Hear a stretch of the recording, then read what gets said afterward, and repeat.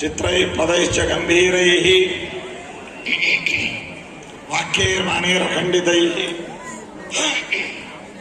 ಗುರುಭಾವಂ ವ್ಯಂಜಯಂತಿ ಭಾತೃಶ್ರೀ ಜಯತೀರ್ಥವಾನ್ ಪೂಜ್ಯಾಯ ರಾಘವೇಂದ್ರಾಯ ಸತ್ಯಧರ್ಮರತಾಯ ಚ ಭಜತಾಂ ಕಲ್ಪವೃಕ್ಷಾಯ ನಮತಾಂ ಕಾಮಧೇನವೇ. ಸರ್ವೇಪಿ ಸುಖಿನಃ ಸಂತು, ಸರ್ವೇ ಸಂತು ನಿರಾಮಯಾಃ, ಸರ್ವೇ ಭದ್ರಾಣಿ ಪಶ್ಯಂತು, ಸರ್ವೇ ಸುಗುಣಶಾಲಿನಃ. ನಮ್ಮ ಸನಾತನ ಭಾರತೀಯ ಸಂಸ್ಕೃತಿ ಅತ್ಯಂತ ಮಿಗಿಲಾದಂತಹ ಸಂಸ್ಕೃತಿ. ವಿಶ್ವದ ಎಲ್ಲ ಸಂಸ್ಕೃತಿಗಳಿಗೂ ಮೀರಿದಂತಹ ಸಂಸ್ಕೃತಿ ನಮ್ಮ ಭಾರತೀಯ ಸಂಸ್ಕೃತಿ ಸಂಸ್ಕಾರ. ಈ ಒಂದು ಹಿನ್ನೆಲೆಯಲ್ಲಿ ಭಾರತ ದೇಶದಲ್ಲಿ ಕಲೆ, ಅದರಲ್ಲಿಯೂ ಸಂಗೀತ, ನೃತ್ಯ ಮೊದಲಾದ ಕಲೆಗಳಿಂದ ಭೂಯಿಷ್ಠವಾದಂತಹ ದೇಶ, ಸಮೃದ್ಧವಾದ ದೇಶ ನಮ್ಮ ದೇಶ.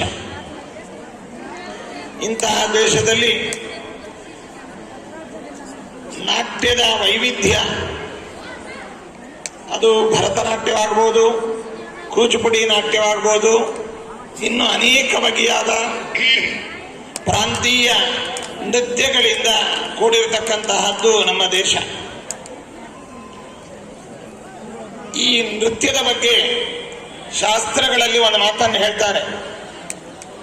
ದೇವಾನಾಂ ಇದನಾಮನಂತಿ ಮುನಯಃ ಶಾಂತಂ ಕೃತುಂ ಚಾಕ್ಷಸಂ ರುದ್ರೇಣೇದ ಉಮಾಕೃತಿ ವ್ಯಧಿಕರೇ ಸ್ವಾಂಗೇ ವಿಭಕ್ತಂ ದ್ವಿಧಾ ತ್ರೈಗುಣ್ಯೋದ್ಭವ ಮತ್ರ ಲೋಕಚರಿತಂ ನಾನಾರಸಂ ದೃಶ್ಯತೆ ನಾಟ್ಯಂ ಭಿನ್ನ ರುಚೇಹೇ ಜನಸ್ಯ ಬಹುಧಾ ಏಕಂ ಸಮಾರಾಧಕಂ ಅಂತ.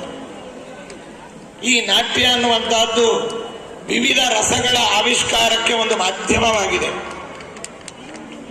ಇಂತಹ ರಸಗಳ ಆವಿಷ್ಕಾರದ ಮಾಧ್ಯಮವಾದ, ಭಾವಾಭಿವ್ಯಕ್ತಿಯ ಮಾಧ್ಯಮವಾದ, ಜನಸಾಮಾನ್ಯರಿಗೂ ಕೂಡ ಅಭಿನಯದ ಮೂಲಕವಾಗಿ ವಿಶಿಷ್ಟವಾದ ಒಂದು ಮಹಿಮೆಯನ್ನ, ಚರಿತ್ರೆಯನ್ನ, ಸನ್ನಿವೇಶವನ್ನ ಜನಮಾನಸದಲ್ಲಿ ಮೂಡಿಸುವಂತಹ ಮಾಧ್ಯಮ ಅದು ನೃತ್ಯ ಮಾಧ್ಯಮ. ಇಂತಹ ಮಾಧ್ಯಮದ ಬಗ್ಗೆ ಹೇಳುವಾಗ ಶಾಂತಂ ಕ್ರತುಂ ಚಾಕ್ಷಸಂ ಅಂತಂದಿದ್ದಾರೆ. ಇದನ್ನ ಕ್ರತು ಅಂತಂದಿದ್ದಾರೆ, ಅಂದ್ರೆ ಯಜ್ಞ ಅಂತ ಕರೆದಿದ್ದಾರೆ. ಯಾವ ಯಜ್ಞ ಅಂತಂದ್ರೆ ಚಕ್ಷುಸ್ಸಿಗೆ ಸಂಬಂಧಪಟ್ಟಂತಹ ಯಜ್ಞ. ಯಾವುದೋ ಒಂದು ಹೋಮಕುಂಡದಲ್ಲಿ ತುಪ್ಪವನ್ನು ಹಾಕುವ ಮೂಲಕ ದೇವತೋದ್ದೇಶದಿಂದ ದ್ರವ್ಯತ್ಯಾಗವನ್ನು ಮಾಡುವಂತಹ ಯಜ್ಞವಲ್ಲ ಇದು. ಶಾಂತಂ ಕ್ರತುಂ ಚಾಕ್ಷಸಂ ಅಂತಂದಿದ್ದಾರೆ.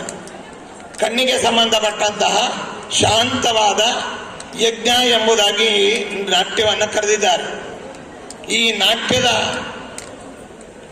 ಒಂದು ಫೌಂಡರ್ ಅಥವಾ ಈ ನಾಟ್ಯದ ಒಂದು ಪ್ರವರ್ತಕರು ಯಾರು ಅಂತಂದ್ರೆ ರುದ್ರೇಣೇದ ಉಮಾಕೃತಿ ವ್ಯಧಿಕರೇ ಸ್ವಾಂಗೇ ವಿಭಕ್ತಂ ದ್ವಿಧಾ.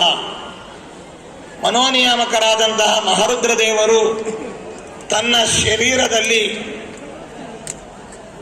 ಉಮಾಕೃತಿ ವ್ಯಧಿಕರೇ ಸ್ವಾಂಗೇ ವಿಭಕ್ತಂ ದ್ವಿಧಾ, ತನ್ನ ದೇಹದಲ್ಲಿ ಅರ್ಧ ಭಾಗವನ್ನ ನಾರೀ ರೂಪವನ್ನ, ಅರ್ಧ ಭಾಗವನ್ನ ಪುರುಷ ರೂಪವನ್ನ ಪಡೆದು ತನ್ಮೂಲಕವಾಗಿ ಈ ಭಾವಾಭಿವ್ಯಕ್ತಿಯ ಮಾಧ್ಯಮವನ್ನ ಜಗತ್ತಿಗೆ ನೀಡಿರತಕ್ಕಂತಹ ಮಹಾನುಭಾವ ಮನೋನಿಯಾಮಕರಾದಂತಹ ರುದ್ರದೇವರು ಎಂಬುದಾಗಿ ನಾಟ್ಯಶಾಸ್ತ್ರದಲ್ಲಿ ಈ ಒಂದು ಕಲೆಯ ಬಗ್ಗೆ ವಿಶೇಷತೆಯನ್ನ, ಮಹತ್ವವನ್ನ, ಪ್ರಾಮುಖ್ಯತೆಯನ್ನ ತಿಳಿಸಿಕೊಟ್ಟಿದ್ದಾರೆ.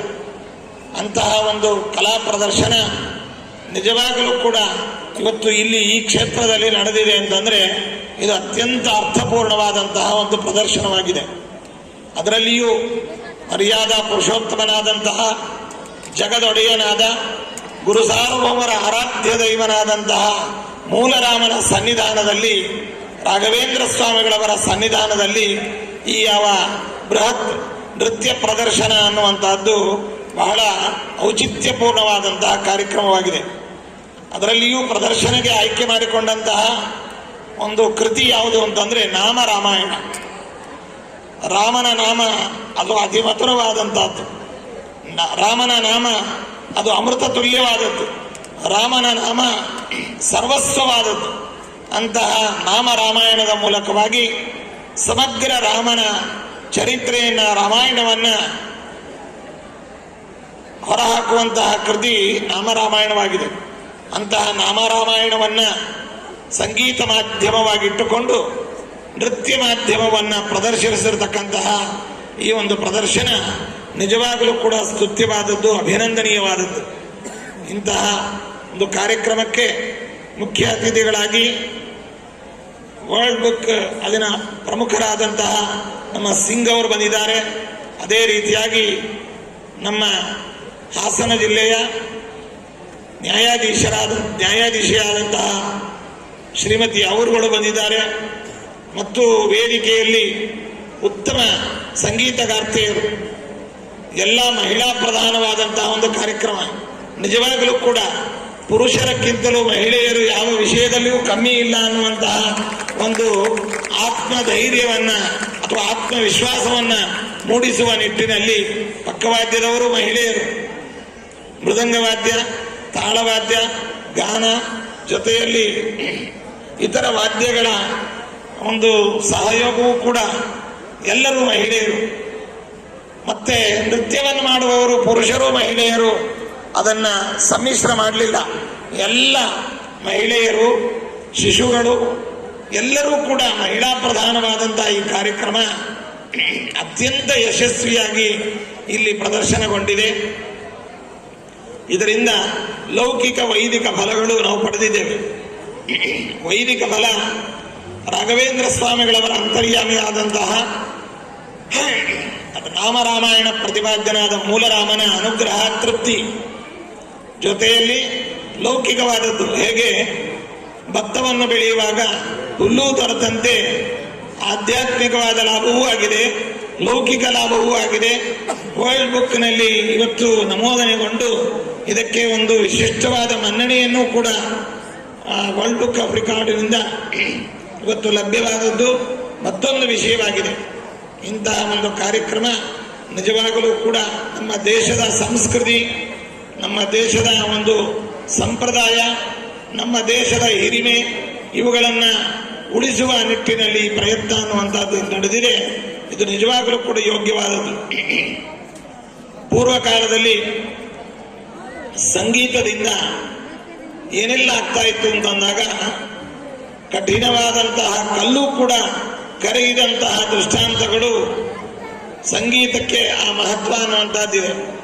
ಕಠಿಣ ಹೃದಯರು, ಕಠಿಣ ವಸ್ತುಗಳು, ಕಠಿಣಾತ್ಮರು, ಜೊತೆಯಲ್ಲಿ ಕಿವಿ ಇಲ್ಲದೆ ಇರತಕ್ಕಂಥವರು, ಜ್ಞಾನವಿಲ್ಲದೆ ಇರತಕ್ಕಂಥವರು, ಯಾವುದೇ ತರಹದ ಅವರಿಗೆ ಅರಿವಿಲ್ಲದೆ ಇರತಕ್ಕಂಥ ವ್ಯಕ್ತಿಗಳೆಲ್ಲರೂ ಕೂಡ ಶಿಶುರುವೇತ್ತಿ ಪಶುರುವೇತ್ತಿ ವೇತ್ತಿ ಗಾನರಸಂ ಬಣಿಹಿ ಎಂಬುದಾಗಿ ಹೇಳಿದಂತೆ ಎಲ್ಲರೂ ಕೂಡ ಗಾನಾಮೃತಕ್ಕೆ ತಲೆದೂಗಿದಂತಹ ದೃಷ್ಟಾಂತಗಳು ನಾವು ಕಂಡಿದ್ದೇವೆ. ತೆಲುಗಿನಲ್ಲಿ ಒಂದು ಚಿತ್ರದಲ್ಲಿ ನಾವು ನೋಡ್ತೇವೆ,